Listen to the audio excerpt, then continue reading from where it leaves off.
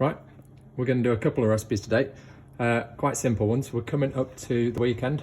People aren't going to be able to go out for Sunday lunch, so we're going to do Yorkshire puddings first. Really quick and simple one. There's loads of Yorkshire pudding recipes out there. All we're going to do, it's really quick, really easy, works every time for me. So we need plain flour, eggs, milk, and then a cup or a ramekin or any kind of vessel. And all we do is equal amounts of flour. So you do a cup of flour, a cup of eggs, and a cup of milk. Put it in a bowl, whisk it up, leave it to sit for 10 minutes.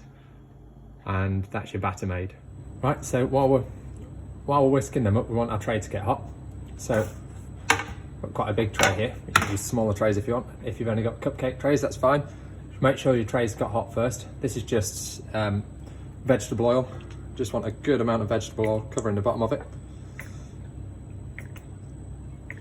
So they're all got a good amount of vegetable oil in it. And then we'll stick that in the oven. Probably about 220 degrees, just so that it gets really hot while we're making the rest of it.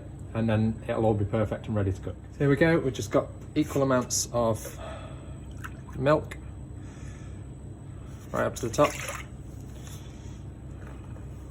flour,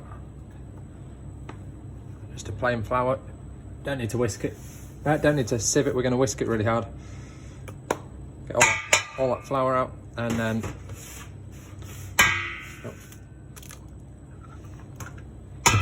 enough eggs in there to fill it up.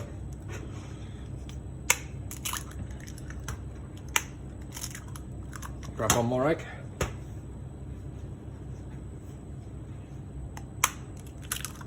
There we are. All them into there.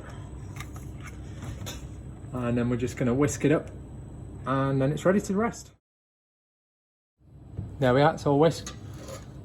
Nice and smooth. There's no lumps in there. Didn't take very long. So now we're just going to rest that to the side for 10 minutes while the tray's heating up, and then we can pour it in. Right, so here we go. We've got the Yorkshire pudding trays nice and hot now. Oil's really hot in it. So we're just going to top these tins up into about 80% full of batter, I'd say.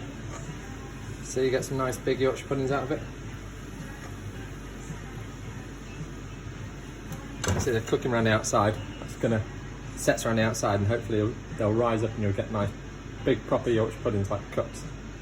So we're going to stick these in the oven now for 21 minutes at 190 degrees, and we'll see what they're like. Right, so it's been 21 minutes, got the Yorkshire puddings out.